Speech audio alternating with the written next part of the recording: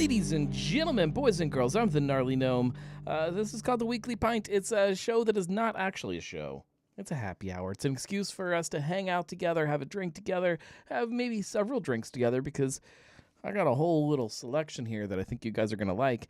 Hopefully you've got something good in front of you.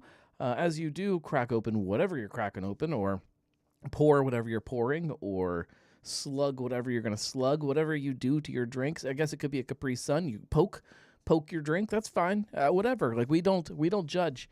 However you want to drink your drink, and whatever that drink may be, we support each other and hang out together. And it's a happy hour. If you like this, go to thegnarlygnome.com/support and help this thing keep going. Lots of fun stuff coming, and we'll talk about all of that. But we got to drink something, because it is a drinking show. And in drinking shows, drinks make the world go around. That should be a bumper sticker. Somebody write that down. In a drinking show, drinks make the world go round. I've been on a rum kick. I feel like I have to say that in case somebody new is here. If you're new here, welcome. This is a live show on Monday nights. If you're listening via the podcast feed, tune in next Monday, live 9:30-ish. How do we do? Ooh, 20 minutes. It's fine. I have an excuse. I have a good excuse. So this will get into what, well, maybe I should hold off on that. I did something really boneheaded and ruined part of tonight's show, but I think I fixed it. I think we're okay. I think everything is okay. We'll see. Let's see what everybody is drinking. Ryan is having Kirkland's Signature Helles, RIP. I'm fairly, yes, RIP, they've discontinued that brand. I'm fairly certain that Costco will replace it with something else. Whether that's as good as that beer is, I don't know. And I'm pretty sure that Deschutes will keep producing that beer. It's won awards. Everybody's been raving about it. They'll probably keep producing it and just sell it under a different name. So I don't think it's going anywhere. I think both ends you will be able to get a Kirkland beer that is hopefully good, and you'll be able to get that specific beer under the Deschutes banner. I'm pretty sure. Chris is having Peach Citrus Fresca. Fresca did just come out with a bunch of like RTD drinks that I probably need to get my hands on. I'm assuming that's not what that is. Julia is having Hopewell Peach Cut Fruited Sour. That sounds good. Josh is having a West Ghost from Sierra Nevada. Marco's still at work. Eric says, I've got an Island in the Sky Amber from Free Folk, West Virginia. It's kind of weird seeing Truth Blossom and Fuzzy Bones in bottle shops in West Virginia. Yeah. It's always there's something kind of like comforting when you're out of town, like you're out of your little bubble and you stumble across Rheingeist or one of our other local breweries, and it feels very comforting to see that, but it's still it feels strange. Ryan says, I bet it won't be $12.99 for a 12-pack if Deschutes takes it back over. I don't know.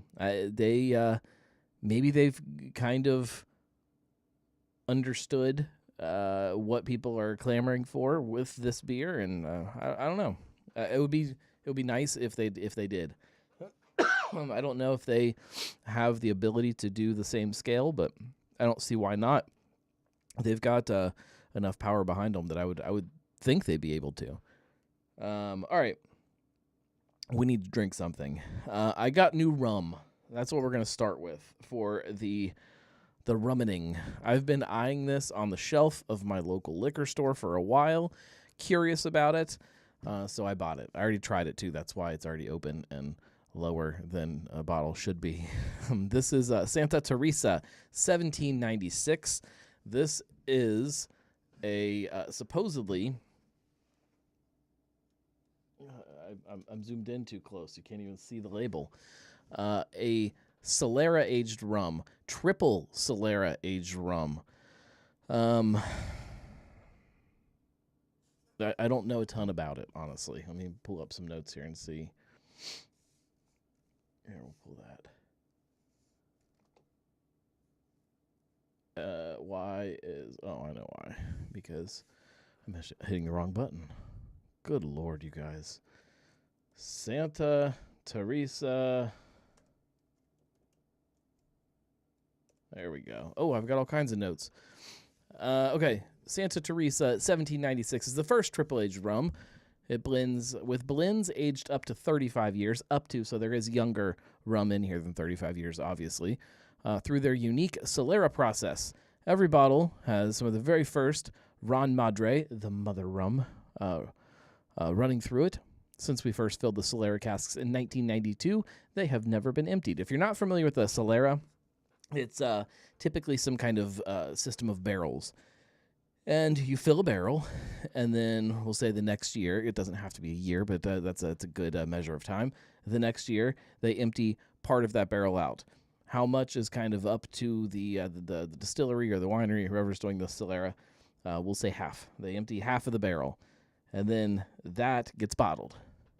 Then you now have a half-empty barrel, so you fill it up with some fresh rum. Then the next year, you empty half, bottle it, fill it back up. So technically, there is some trace of the original rum hanging out in there. This is similar to, I believe, the process that Sam Adams uses with Utopias. Ryan said, didn't Wooden Cask use that process on their Missing Link offering this year? I'm not sure.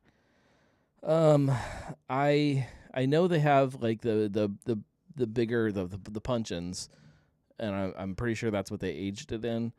It wouldn't surprise me if they had some kind of Solera process with it, but I don't know how long that's been going on. Urban Artifact had a Solera when they first opened their first several anniversary beers. Tables of the Sun, I think is what it's called, or was called, was a Solera, where every year they would just kind of top it off, and I think they had multiple barrels, so they would pull some from one, move it to another, pull. It was like this kind of crazy kind of multi-barrel Solera thing that they were doing, but eventually something started not tasting great, so they got rid of it. Let's see. They use with this. They use 3 different types of rum. They have a pot still rum. They have a lighter rum and a heavier rum, and they age them all separately for anywhere from 4 to 35 years, and then they create a blend with all of those, which is what this is. Then they take that blend and put that through their Solera system. There's a whole huge description about the Solera, but I'm not going to get into that. Then after the Solera, it then comes out and gets aged again in a big, large vat made of French Limousin oak. And those are also never emptied. It's fun. I don't know how necessary all of this chaos is needed, but I think it's fun.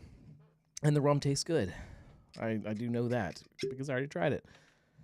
This was not what I love about rum is that it's not typically not super expensive, and this was not cheap, but it wasn't super expensive either. I think I paid like maybe $40 or something for it, which, you know, if you're a bourbon drinker, you're not. Yeah, that's cheap, but if you're used to drinking, you know, Bacardi, it's a little expensive. It is dark amber colored, like an aged rum, because that's what it is. I get a little bit of fruit, maybe some honey too. Definitely some medicinal kind of alcohol. Rum in general is a little bit more industrial than some other experience. Like you get a little bit of harsh edges sometimes. When you get the aged rums like this, sometimes that gets rounded out, but it's still there a little bit. All right, cheers.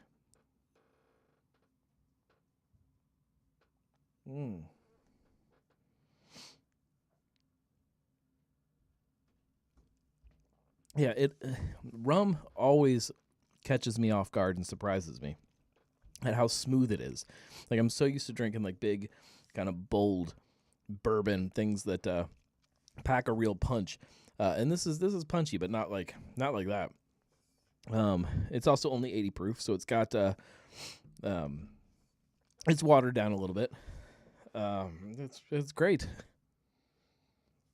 It's definitely a rum that I'm not going to be putting into a cocktail. This is a sipping rum, something that at the end of the day that I want to just kind of sit and enjoy. I'm not like crushing these in the sun if I'm hanging out by the pool or something, putting it over ice, or it's just not what this is for. It's a winter rum, a nice kind of, not that it's not good in the summertime too, but just a big flavorful sipping rum. Hopefully that makes sense. It's great. That's the moral of the story. It's great. I think it's a perfect addition to my rum shelf behind my bar. That's what's fun when I do these kind of, series of months where I'm diving through different bottles of stuff. Really, the fun of it is trying to find what's going to be in the permanent spot behind the main bar here in the basement. I have other shelves, especially in here where we put overflow stuff. But in there, that's the stuff day to day that I'm drinking. And you don't need like 4 bottles of white rum, and you don't need 4 bottles of like a dark aged rum. I just need one of each of those, and then maybe some flavored rum, something like that. But this might fill that spot of like a big, dark aged sipping rum. That might be. It might have won for now. If somebody local happened to be putting out a barrel aged rum, it might slip into that spot. We'll see.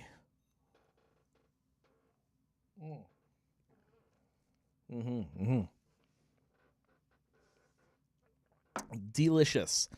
I don't know if I should make a drink or get into one of tonight's topics, because I feel like the drink is a little involved.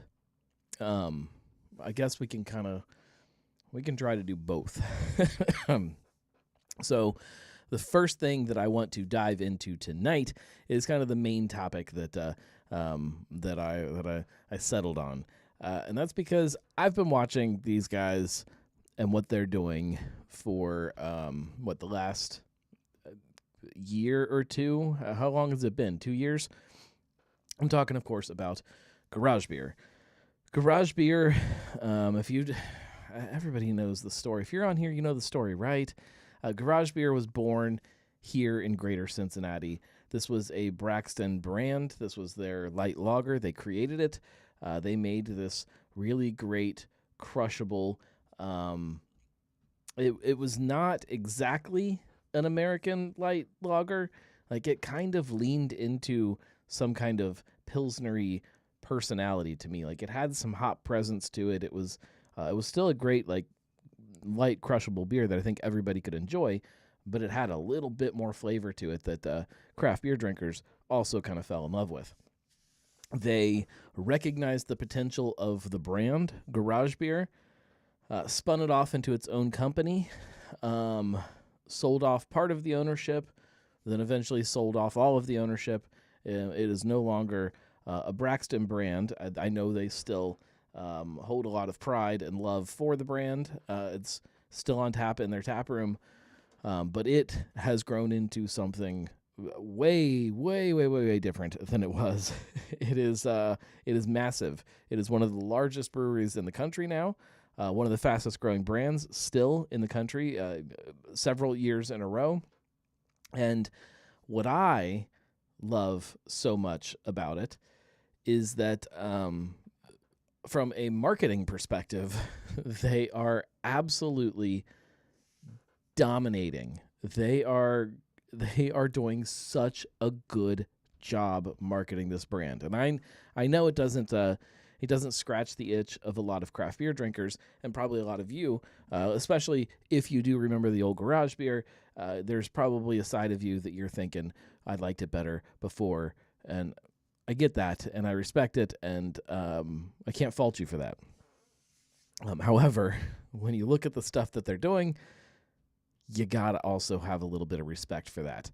I'm gonna roll through some of the examples that I have, but first I need to talk about what I'm drinking next, because this is interesting. So A few weeks back, I did a blind tasting of rums.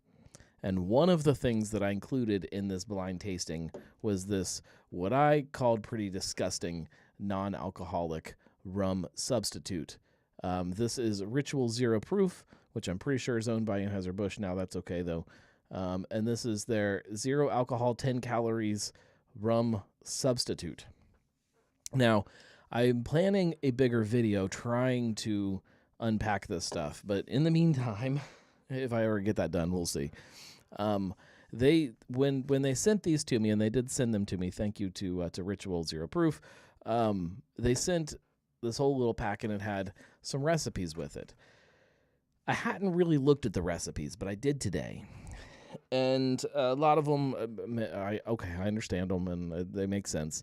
The gin and tonic, gin alternative, tonic water, 2 ounces, 4 ounces. It's a highball. It's fine. It's exactly what it should be. But I looked at their recipe for a mojito. That's the recipe that they give to use with this rum substitute, is a mojito. And number one, I think this is a dark rum substitute, I think, which would not be my choice to put in a mojito. We will, where we are. But okay. They go 2 ounces of this. They go 4 ounces of soda water. They have fresh mint and 2 to 3 lime wheels. They don't tell me anything else that I'm supposed to do with it on here. They just give me those. No sugar at all, because we know this stuff is really sweet. I'm assuming that is why they didn't include sugar. Their picture is definitely more than 2 to 3 lime wheels. I do know that. I don't know if you can see that mojito on there. Look at all those lime wheels. It's like 2 to 400 lime wheels. I'm curious. And that got me thinking.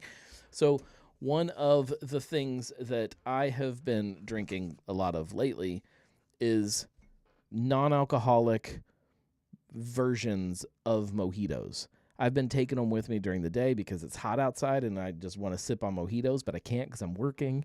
And one of the ones that I've been drinking is Spindrift. Spindrift is a carbonated water brand, but they use fruit in there. This is called their Nojito. It's got real lime and it's got mint and no sugar. I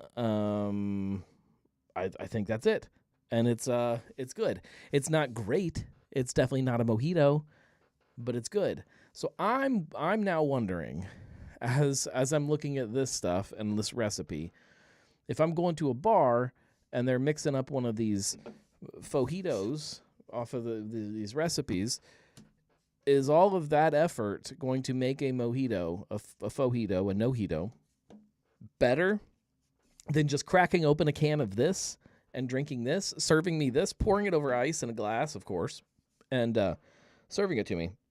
I don't know that it is. So we're going to find out together. We're going to make it. But I can't just drink 2 non-alcoholic cocktails. That's lame. So I'm going to make my mojito also, and I'm going to drink them all, and I'm going to see if, number one, either one of these can stand up to an actual mojito, and number 2, which one of these is better. That's what we're drinking today. That's the whole point of this. So before I start making cocktails, let's roll through some of the garage beer, what I'm going to call marketing stunts. That's not fair because they're brilliant, but that's what we're going to call them. We're going to start. Oh man, guess I should have tested this before I hit the button. It should work, and it's not. Okay, there we go. Okay. This is a very recent one. I don't know where this was. I don't know how this idea came about, but this is a Million Cheese Ball Challenge. This is some kind of promo collaboration with Utz. If you've never had Utz cheese balls, they're great. and garage beer. And this was a large glass swimming pool that I guess people could get in and swim around in or something. I don't know. I don't know why. I don't understand it, but it looks like something that if I'm walking down the boardwalk at whatever beach this is at, it looks like it's at a beach to me. I'm stopping. I'm definitely stopping, and I'm paying attention, and that's the whole game here. You guys probably remember some of these, I'm sure. The stubby bottles. This is not necessarily a marketing stunt. I would call this a marketing gimmick. I think it's a good gimmick. I think it's one that makes a lot of sense. I'm sure you've seen these in stores. These are the new stubby bottles from Garage Beer. They feel like something that your grandpa would have had in his fridge, and I think that is exactly the point of what this brand is. That's one part of the point of what this brand is. There's lots of different areas that it kind of leans into, which we'll talk about. Another recent one. I think that this was absolutely wonderful. They released these 24-pack Garage Beer buckets. It's a bucket full of Garage Beer cans. And then you just take a bag of ice and you dump it in your bucket and drink your beers out of the bucket. And then when you're done, you have an extra bucket to put in the garage for when you need a bucket. And if anybody has ever needed a bucket and not had one, you know that you can never have too many buckets around your house. And I'm not saying that as a joke. That is dead serious. You can never have too many buckets around your house. I've got buckets in the garage. I've got buckets in the basement. I've got buckets in the shed. I might even have buckets in this room. I don't know. There's buckets everywhere. Never have too many. And these are obviously branded with Garage Beer. It's brilliant. It is a brilliant marketing stunt. Let's see. I don't know if you remember back to this one when they gave away the Garage Beer beer bed. This is a bed. It is a bed that has 2 beer taps in the top of the headboard, and you climb into bed at night and pour yourself a little nightcap before you go to sleep. It's brilliant. It's ridiculous, and it's brilliant. And somebody won this. They gave it away. I don't know who won it. I don't know if they're actually currently using it. I hope so, but it's brilliant either way. Oh, the beer bed. They've given away several refrigerators. They're always, or I think from what I've seen, always kind of these vintage style refrigerators. There's a company that takes these and restores them and puts them in perfect working condition. I don't know if they replace the stuff in there to make it more modern or whatever, but they're cool looking.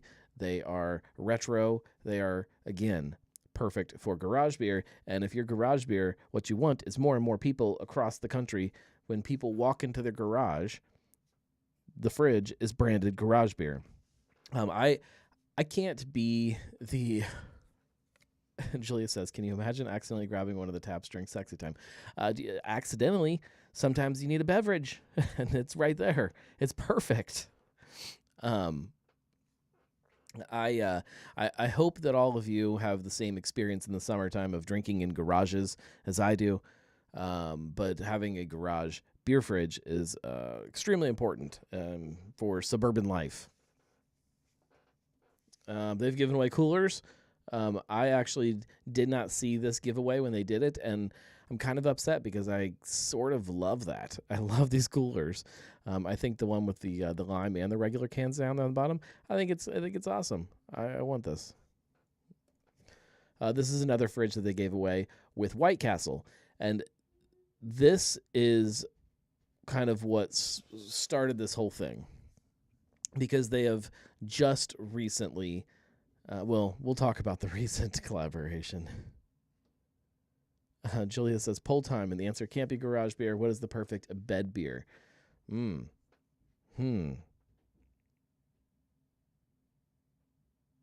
That's a good question. I'm going to think about that. This one was already given away. This is old. They gave away pool floats.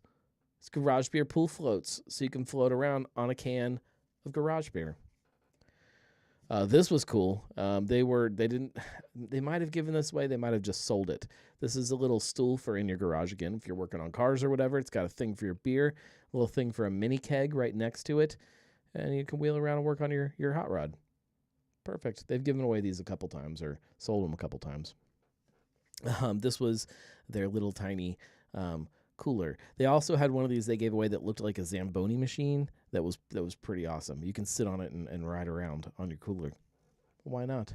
Brilliant. Toolboxes, again, for the garage. It's just so perfect.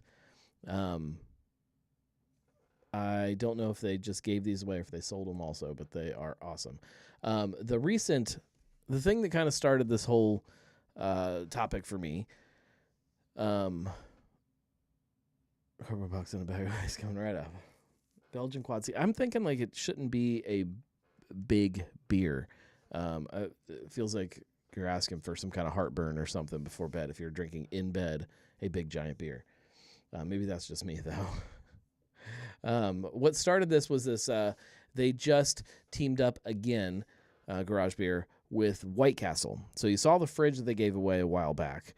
This is a new partnership, and you can get on their website and buy this pack for $60-something bucks. And it comes with an insulated fanny pack that's branded White Castle and Garage Beer. It comes with like these sweatbands that you can wear for, I guess, when you eat conies heartily and you get sweaty, I guess. It comes with stickers. It comes with 20 frozen beer cheese sliders. And it comes shipped in dry ice and everything so they don't get gross. 2 strawberry cheesecakes on a stick, 2 of them inside the little pack. 2 gooey butter cakes on a stick. I don't know what that is. Is that a White Castle product? I don't know. But it comes in your little pack.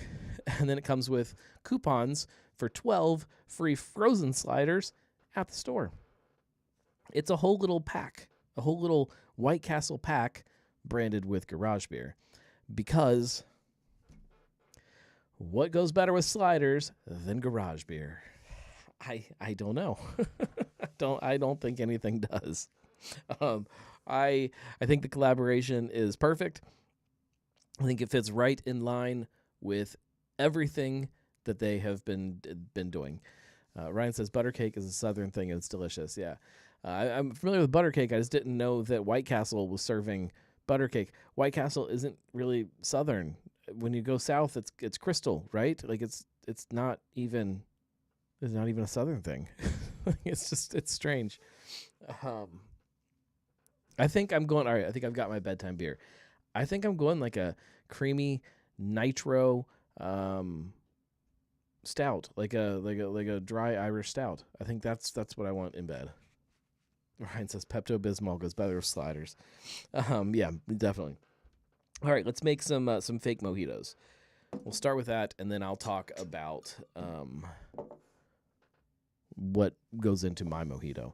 I'm going to do this just like they tell me to. I'm not going to try to improve on what they say is supposed to be done.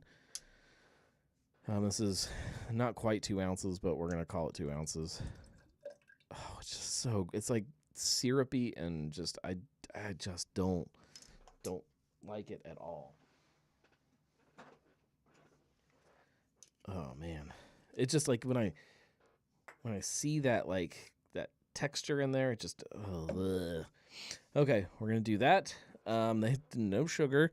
I'm not going to do, this one will be easy because I'm just going to pour it in the glass and throw, I don't even know if I'm going to throw ice in it. I'm not even going to put ice in it. This one, they say, how many lime wheels did they say I need? I did plan ahead today because I'm a planner, and I grabbed a cutting board so that I don't make a mess of the table. It says I'm supposed to do 2 to 3 lime wheels. That's not a wedge. It's a wheel. All right. That's fine. Boss's orders. Look, when a piece of cardboard tells you to do something, you listen. Did you know, so I'm not washing this lime, judge me, but these stickers are supposedly edible. I guess that's some kind of a law that you can't put stickers on fruit if you can't eat the sticker. I'm serious. 1, 2, it said 2 to 3, so I'm going to go 2.5. There's 3, and I'm going to half one. Okay. Okay, here we go. Here's our one. Ooh, oh, it splattered. Oh no, it's everywhere. 2 and a half. Okay, did that. Fresh mint. Okay, this was where I almost messed up tonight. So I had a whole thing of fresh mint chilling, ready to go. And I put it in. I have multiple fridges that I keep things in because I have a lot of drinks. And one of my fridges sits behind the bar and kind of way down, kind of in a corner. That's the cold fridge. I put things in there that need to be extra cold. Sometimes I'll put light beer in there and get it all super cold and then crush it when I'm done mowing the grass or something. It's good. I usually put like any kind of syrups or juice or things like that in there too. I threw my mint in there. I guess the fridge is a little too cold right now because the mint all froze and then got very gross. And it's been there for like 3 days and it's just ruined all of it. I had a little bag of mint that I had for this weekend because I was drinking mojitos. And so I do have a little bit of mint left over. Not very much, but it's enough that I think will be okay to make a couple mojitos. I'm going to put it all in front of me so that I don't accidentally use too much on one of them. I'm not slapping my mint. It doesn't tell me to, but I'm going to slap my mint. This helps release the oils. On mine, I'm gonna muddle it, but on this, they don't tell me to muddle it, so I'm not going to. Okay, we've got some mint. That's all they tell me to put in here. Get that out of the way for now. Oh no, they do say soda water. Okay. 4 ounces of soda water. Ryan says, don't mojitos usually call for a muddler? Yes, they do. But not this one. They know best. Does that look like 4 ounces? That looks like 4 ounces. Okay. And then we're going to throw some ice in there, even though they don't... My limes are just clogging up the works here. I do have a spoon. I can work them free a little bit if I need to. All right, let's give this a little bit of ice. It doesn't look bad. I'm cautiously optimistic. Yeah, there's no way I'm going to be able to loosen it up with these limes. I guess I should have, when it says 2.5, I should have halved all of them. No, because it didn't. In the picture, theirs didn't. Okay, it's fine. It's not a great looking cocktail, but it's not as bad as it could be. All right. And all right, so there's your fake mojito with the fake rum. Okay. Here's the no-hito. It's way easier to make. I can tell you that. It's very bubbly. All right. So just based on looks, obviously this one's got all kinds of fun ingredients in it, so it looks a little bit better. It's got ice. I didn't put ice in this one. That's okay. All right. We'll try them both. It smells like a bright, big burst of mint. I don't get a ton of lime here. Mm-hmm.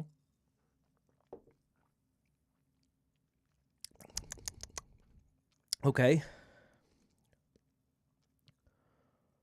Okay. Eric says that when they stayed at the Brewdog Doghouse up in Columbus, they put a stout and chocolate chip cookie on the pillow. They didn't do that for us when we stayed there. We had to go to the lobby for stout and cookies.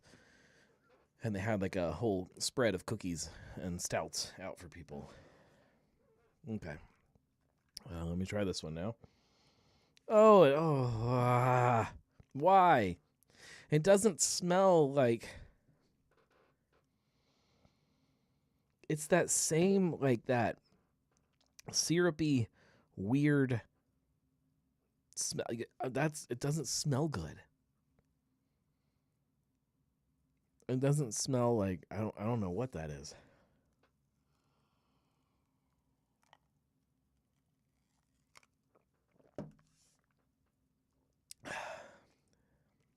It doesn't, I mean, it doesn't taste horrible, but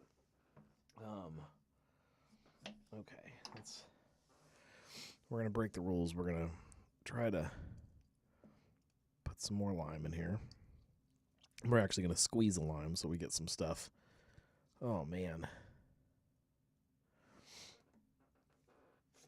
Oh. Lime and cough syrup. Yeah, it's kind of like a lime and cough syrup. That helps a little bit. Some fresh lime kind of on top of things.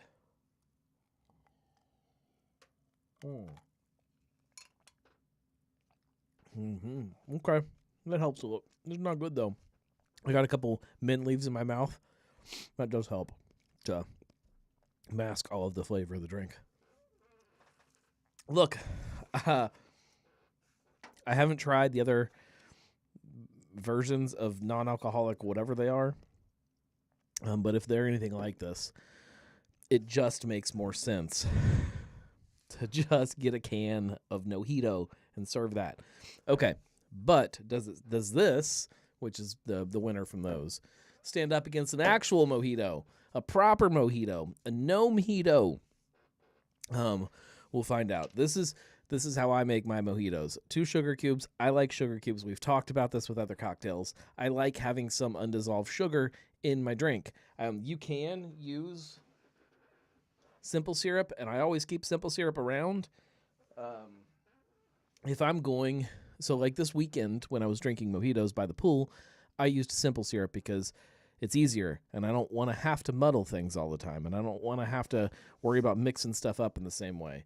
And simple syrup makes that easier. All right, so I go 2 sugar cubes, a whole bunch of mint. I really like mint. I would usually save some for a garnish, but as I told you before, I'm kind of running low on mint because of my stupid mistake. It's all right. That is all of our mint, so that's what we're going to use. As you guys mentioned, a muddler. Actually, I'm going to go just a little splash of soda first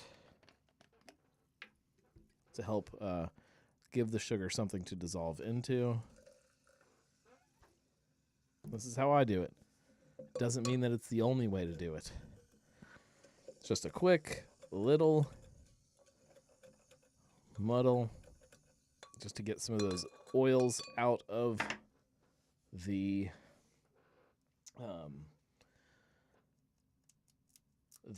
mint.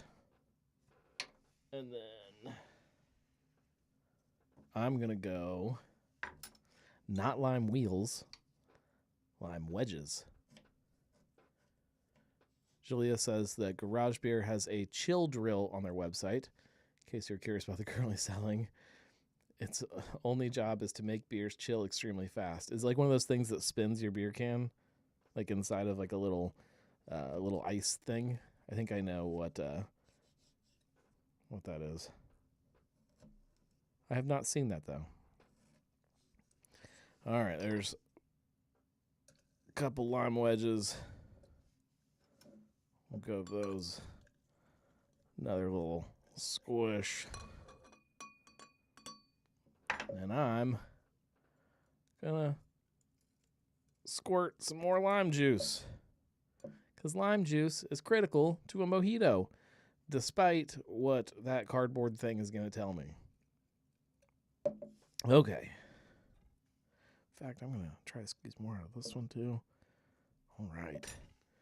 Could probably even use a little bit more, but I'm not going to. I need a towel.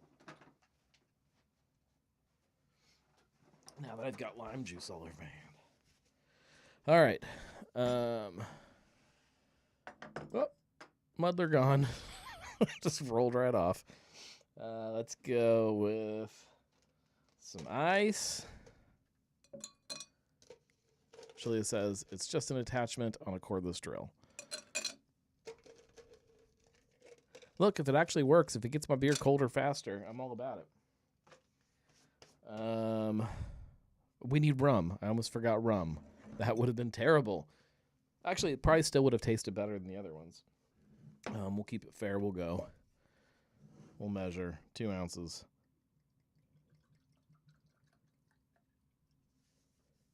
I'm using the Lazarus White Rum from Northern Row. Okay. Doesn't seem right. That's right. Then some soda water.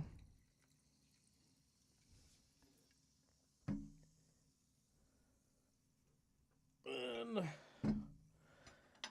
I use the spoon to kind of stir things up just a little bit. Also, for the record, lest anybody wonder, you don't need to use a straw with your cocktails. Pretty much ever. If you're drinking a mint julep or something where you're like fighting through like a big old like giant ice dome, okay, I get that. But even in this, like you don't need it. All right, let's put this to the test.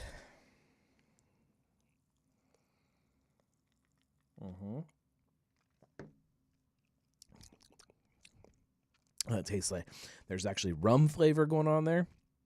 So you get this great like balance to the sweetness, and that's not happening with the fake one.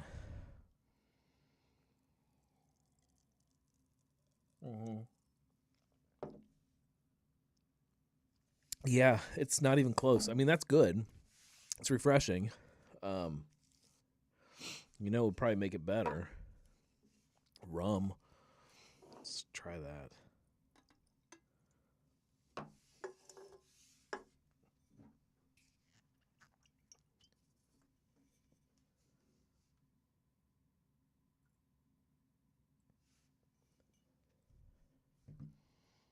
Oh, I think it does make it better.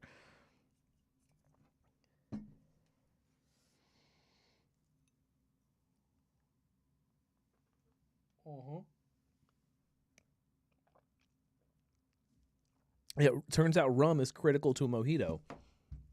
It balances it out. Okay. So we learned that it doesn't matter what fake mojito you order or try, they suck. I think that we're all better knowing that. Let's jump into some label approvals. Julia says cuvee them. No, they're not. No. These are not going to get cuvee, especially that cough syrup thing. It's not worth it. All right. Actually, I think.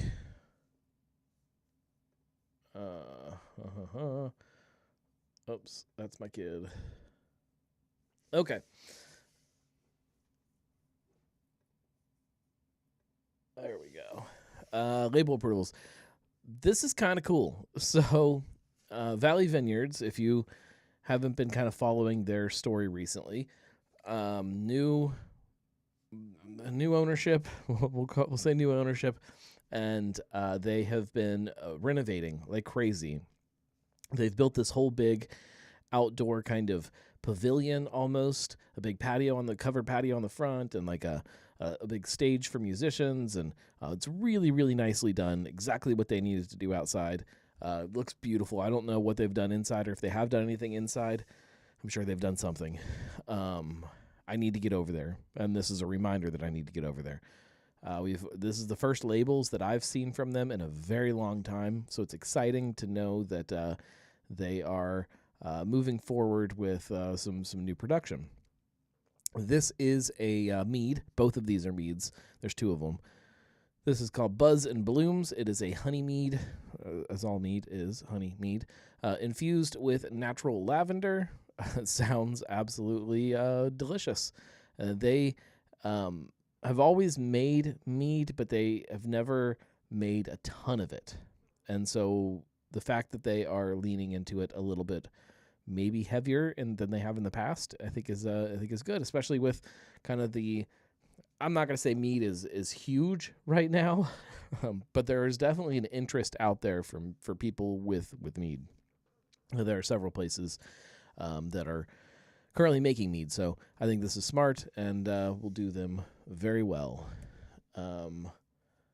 Next up from them is their Valley's Hot Honey. Hot honey. It is crafted from pure honey and ignited with a daring touch of heat. Bold, fiery wine stripes a captivating balance between sweetness and spice, delivering an unforgettably spirited finish. Yeah, perfect for the fall.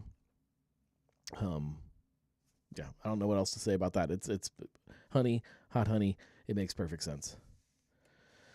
This is the Beckman Brothers Distillery. I've talked about them a little bit here and there, mostly out of confusion. I don't really understand their brand very much. I don't know if they have any kind of a tasting room that's open. I do know they have some spirits that are out in liquor stores. I have not gone out looking for it, but I probably need to just to see what's going on. And I need some vodka on my shelf. I'm actually kind of very light on locally produced vodka, so I need to do that. Okay. We'll make it happen. This is a 7 times distilled ultra premium vodka. We've seen premium spirits. This is ultra. Eternal Lux. This is very fancy stuff, I think. Very, very fancy. It's ultra smooth, exceptionally clean finish, 80 proof. Okay, I'll try it. There's the back. It's built for those who know that greatness is never given, it is earned. Distilled 7 times from premium American corn, Eternal Lux is an unapologetically bold and crafted for exceptionally smooth, refined finish. Power without limits. Eternal Lux, the experience. Man, this sounds epic. They've got a TikTok. Do they have a TikTok? We need to see if they've got a TikTok. Also, what does this QR code take me to? We need to see that too. Okay, we're going to hit that. Takes me to a link tree. Oh, okay. Oh, this is not even... All right.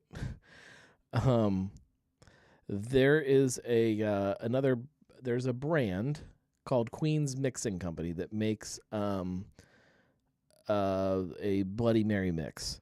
This QR code takes me to them. Oh, I see it now on the bottom. The Queen's Mixing and Company, LLC. Okay. So this is a vodka for someone else. This is a contract brand. I would have never figured that out looking at it, but all right. Looks like there are several people we need to talk to to understand what is going on. All right, moving on. Pedro Silver Gentleman. This is from Name Brand. I threw this in there. There's a couple things we got to talk about with it, but this is a distillery that's up in Middletown that, again, I've never been there.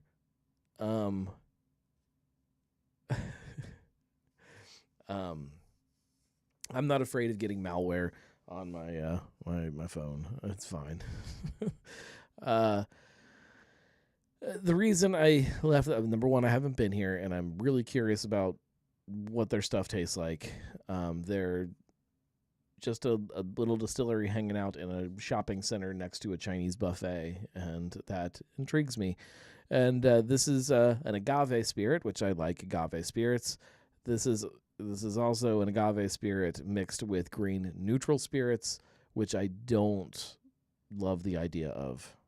But I'll try it for science. I'll try anything for science. I just drank a couple fake mojitos.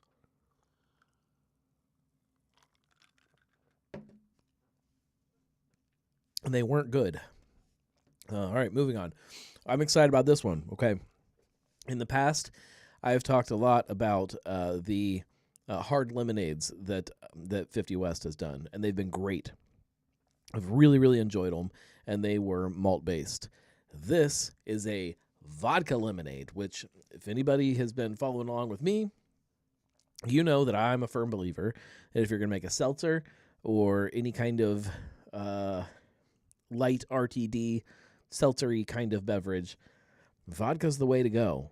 It's just it's more neutral. It just tastes better than a malt-based version in every instance that I've ever tried them. So the fact that they're switching their hard lemonade to a vodka hard lemonade, I think is brilliant. 4.5%, so it's not like a big giant RTD lemonade. I like that. That's exactly what it should be. And this one is Bomb Pop flavored. I don't know what Bomb Pop flavor is, but I know it's delicious. Isn't it some kind of like berry or something? I don't know, but it's good. So I'm assuming this is probably going to be absolutely delicious. As soon as I get my hands on this, you will hear from me about it. Assuming it's produced. These are label approvals, so there's no guarantee that these products will exist or do exist. But we'll see. Moving on, a new look for Sway. I threw them in here just because it is a little bit of a brand refresh for them.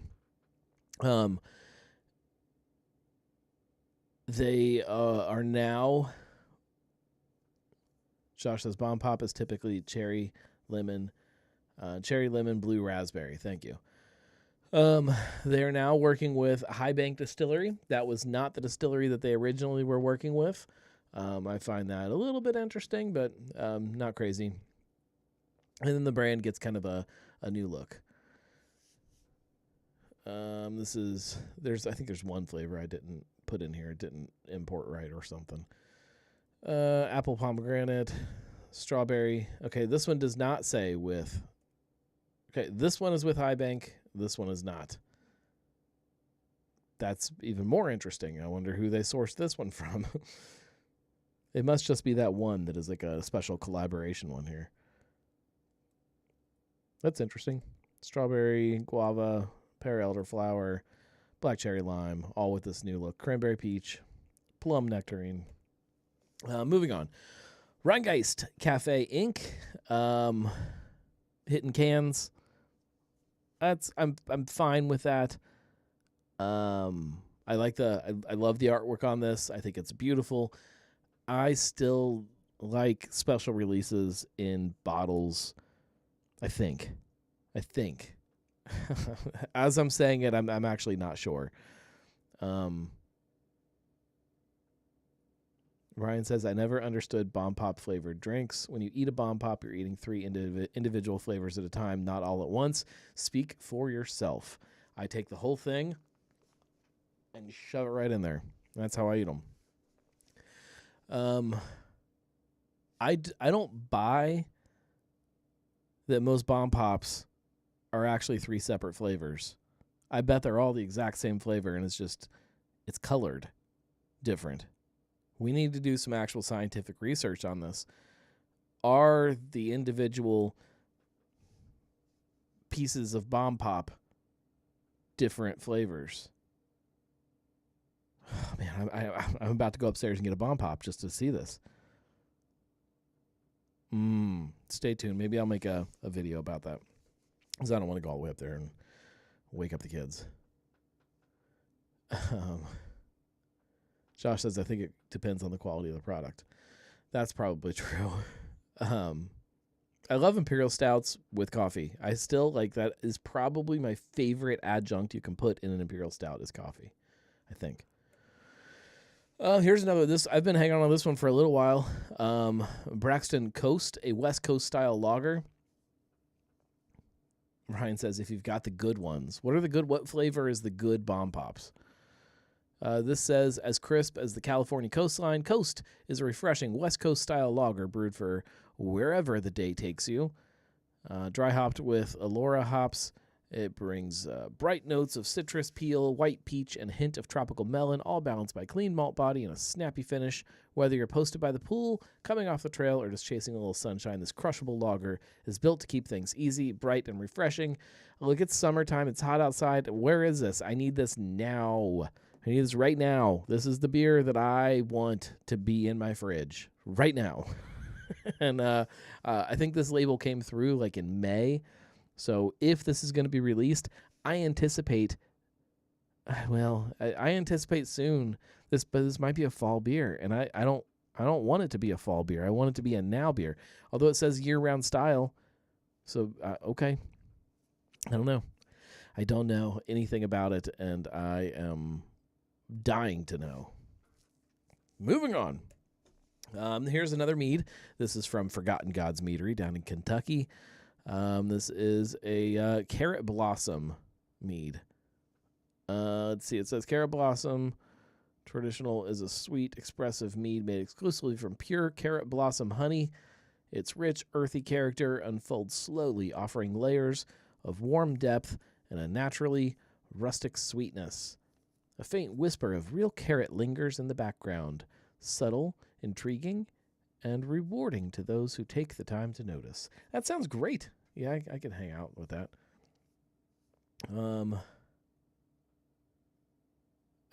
Ryan says, on a related note, all Skittles are the same flavor, just different colors.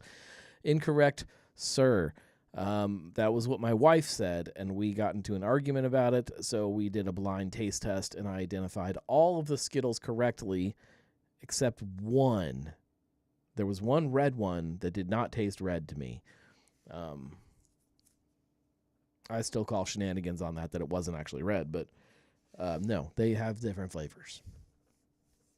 My wife, on the other hand, swears that M&M's taste different. She won't do a blind taste test. Also, my son, my youngest kid, he refuses to eat Fruit Loops. Well, not. He doesn't refuse to eat them. He just swears that he only likes the blue ones. And tried to get him to do a blind taste test to prove to him that they all taste the same, and he refused. These are not local. This is not a local product. They're not even sold here. However, they're produced by the Niche Beverage Company. You might know these guys over in Northside. They are a co-packer, and they are making these teas. Now, the original teas that came out were all tea. It was a tea variety pack, 4 different teas. 3 teas and a lemonade, I think. They have on their website been saying that they're going to release this lemonade variety pack, and now we're seeing it, and we're seeing that it's produced here in Cincinnati, and I like that. I want to try these, but I don't think I can because they're not sold here. Black cherry lemonade, tropical lemonade, pink lemonade. How many lemonades does anybody need? Evidently 4 different ones, because I'm assuming the regular lemonade will make it into this too. That's all the label proofs I got for you. I thought they were kind of fun. I'm always torn on some of the products, like these teas, if it's worth it to talk about or not. There's also a lot of stuff in Kentucky, just not like super local, but with the amount of distilleries that are down there. Ryan says, not sold here. What a tease. Yeah. I think it's actual tea. I'm looking at it now, and the tea I don't have, but I know their whole thing is that it's real flavors, real stuff. They don't use any artificial sweeteners or anything. It's actual sugar, so I'm assuming they'll use real tea. Yeah, we know what can happen when you use tea flavoring. You can get products that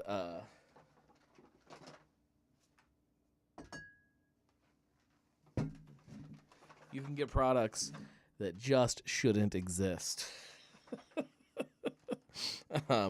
This is one of the most disgusting things that I have in my house, and that's including Malort. This stuff is miserable. So let's drink it. It's been a while since I've tried it. Got to rinse my taster here. Can't have it tasting like mojito.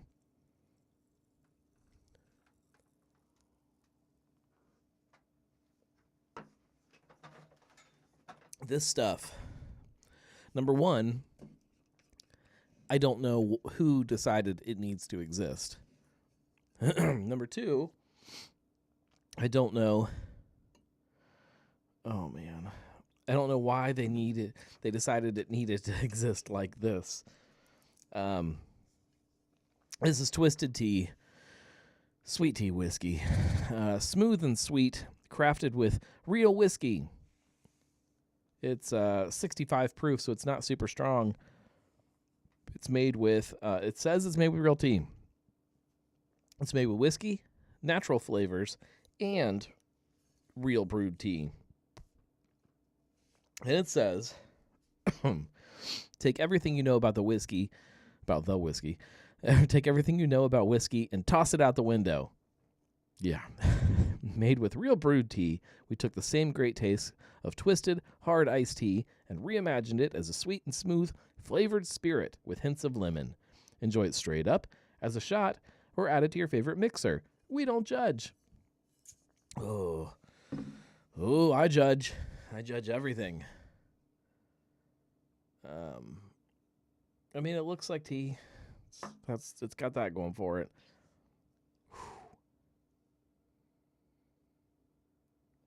It doesn't smell as bad as I remember it being. It smells like twisted tea. Definitely got that lemon thing going, but not real lemon, like cleaner. But not bad. It's like it smells clean. I guess it smells nice and clean, like somebody just got done cleaning it with cleaner. Here we go. Let's see.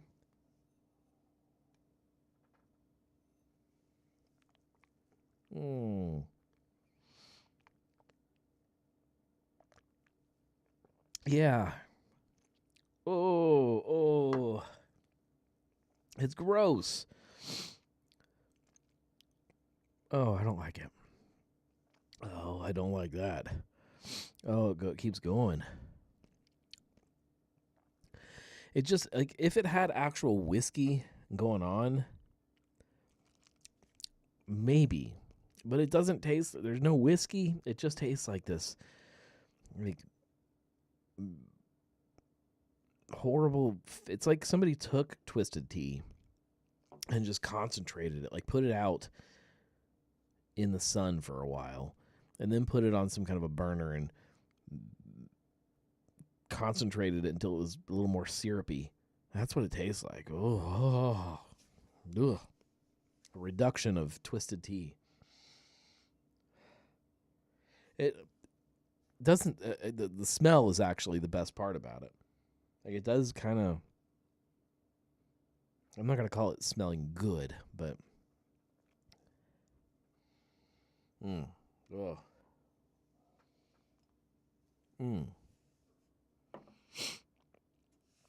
It's going to take me a long time to work through that bottle. Ooh, that's so gross. That's so gross. Tainted tea. Yeah.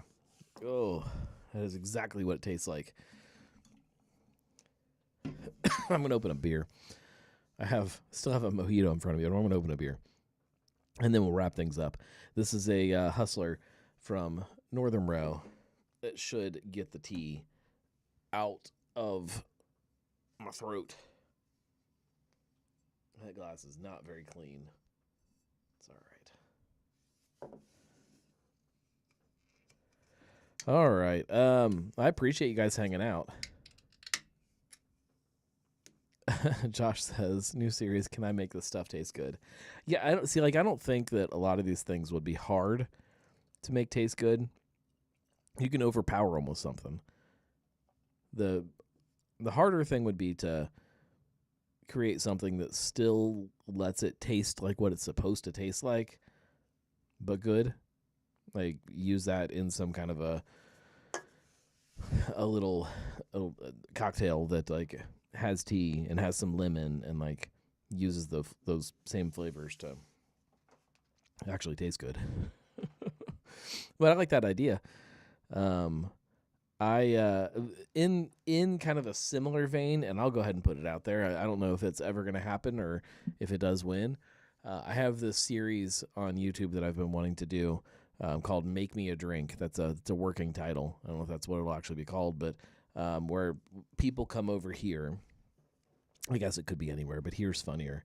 And there is a bucket of misery, or a hat, where you draw something out, and it is an ingredient. It is something like this twisted tea, sweet tea whiskey, or something that isn't like a fun ingredient, something that has been hanging out here because I bought it as a gimmick of some kind. And can you make a drink with this that is good? And again, this is not finalized, so I'm thinking out loud here.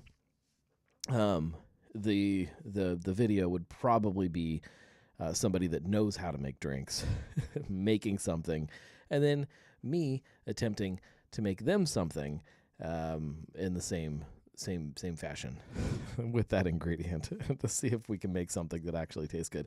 Like Chopped, kind of, except it's not really a competition. It's just people hanging out, enjoying bad drinks, basically. I've had that scribbled down as something that I want to do for a very long time and have not even come close to getting there yet. So I don't know how long it'll be on that that whiteboard of ideas. There's still so many things that would come before that. Speaking of which, there are good things coming on YouTube. I should mention, and I will mention, next weekend, this coming weekend, I guess not next weekend, this weekend, if you have not seen A Light in the Tunnel, the documentary that I put together with the Brewing Heritage Trail, there is a showing of that at Brewing Heritage Day, which is down at Rheingast and Northern Row. It's part of the speaker series. I believe it's at 5 p.m., something like that. Give you a chance to watch the documentary, and I'll be there if anybody has any questions or thoughts or anything like that they want to share. I will be boogieing very quickly right after that to go hang out with Cincy Brew Dads. I can't hear anybody finishing the Cincy Brew Dads. It's weird. I feel like everybody's shouting at home at their computer. However, with that in mind, I have made an executive decision. Before I go to bed tonight, I will be exporting what is the final YouTube version of A Light in the Tunnel, because we're gonna upload it this week. I'm gonna say on Thursday. I need to try to figure out what time of day I'm going to post it on Thursday. But on Thursday, it'll hit YouTube. So if you want to watch it on your own time, your own device, you can do that too. And please do that. This is by far, not even close, by far the biggest YouTube project that I've done to date so far. Hundreds of hours. So much editing, so much time staring at a computer screen, and I would like it to hopefully do well. So please watch it on YouTube. Please share it with people on YouTube, I would appreciate that. If you haven't seen it, it's a good watch too. There's probably 4 other videos that I could make that kind of come off of this one, but yeah, we'll see. It does make me I had such a. It's been stressful. Like we're talking like 2 years of work on this one video, and that sucks. Like it was a lot of work, but The project itself, like the video itself, I like, and it makes me want to make some other kind of much bigger projects like this. These things that do take a long time to do, but that tell a much bigger story than I think I've been able to tell so far. That's the whole point of all of the stuff that I do, is telling stories. And I've struggled a lot trying to understand how to tell stories with video, and trying to find that balance between storytelling the way I want to tell a story, storytelling the way that either clients or sponsors or people that are helping make it all happen want to tell a story. And then obviously the big one, how this algorithm that exists wants you to tell stories. And I've struggled a lot trying to find that sweet spot in the middle of all of those. And this gives me some kind of desire to try to figure that out. Julia says, can you do a video detailing the making of the documentary in the free time? Now you have our mega documentary. There is so it didn't end up quite as making of as it was intended to. But if you go back on the YouTube channel, there's like three different vlogs that are talking about the project, the Bruckman project is what I think I was calling it then. And that was intended to kind of be a behind the scenes making of, and it turned more into just almost like, I don't know, previews for what the documentary is about. I don't know. No, I'm not going to do that. I did one of the other videos that was on that, not really a whiteboard, but that's what I call it, the whiteboard of ideas. I've been talking about this idea for several years now, to Dave and Nina Volkman, when they had their hop farm, about this idea of following a hop from its first sprouting in a field all the way through its life cycle and to it being harvested and then being taken to a brewery and turned into a beer, and that process of making that beer all the way to the tapping of that beer and then trying the beer for the first time. I'm just following one little hop through that journey.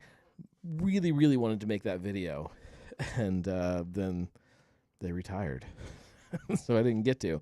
Maybe that'll happen one of these days with another hop farm.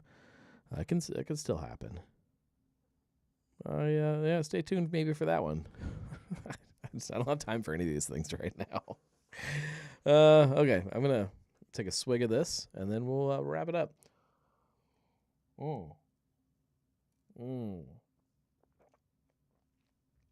That is much better than Twisted Tea whiskey. Look, thanks, guys. I appreciate you guys hanging out. I appreciate you making this show into what it is, because I hope you realize that without people like you watching this show, hanging out, interacting with the show, it doesn't work in the same way. So I appreciate that. Thank you. We'll keep doing it. We will be back next week, probably. Same time, same place, same idea, 9:30-ish. Tell your friends. Tell all of your friends that are the people that watch this afterwards. Elijah, I know you do. Tell all your friends that are watching it afterwards, they need to watch it live. Especially tell all your friends that are listening to it on the podcast feed only. It's way more fun on video. Ugh, that was a burp. Do you know how much more fun it is to watch me burp as it is to just listen to me burp? 73% more fun. That is a scientific number. Don't argue with me, because, as we all know, science. All right. Thanks, guys. We'll see you soon. Everybody, get out there, be gnarly, drink something local, drink something good. Have a good week, and thank you very much. We will see you later. Jeez.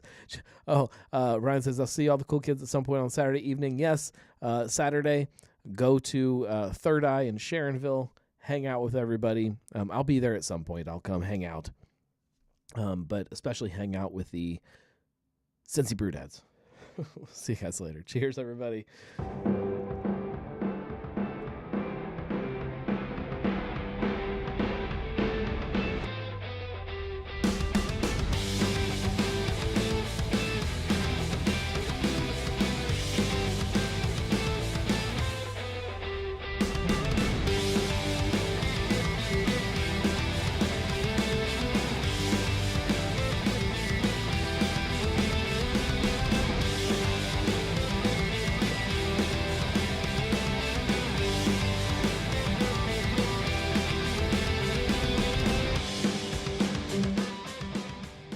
Forgot to talk about podcasts. So this week was supposed to be an episode of Drinking with the Gnome, and then it's almost done. It's about highballs, which I don't know if I was drinking a highball tonight with a mojito, but we'll talk about that on the episode. And I realized I needed to put history of highballs in there, and I didn't, so I had to go back and I have to redo the whole thing. I have to re-record the whole thing with this extra thing. Yeah, Bomb Pops. Bomb Pops tomorrow, maybe? I don't know. If I have time. Bomb Pops soon. Bomb Pop video coming. Cheers.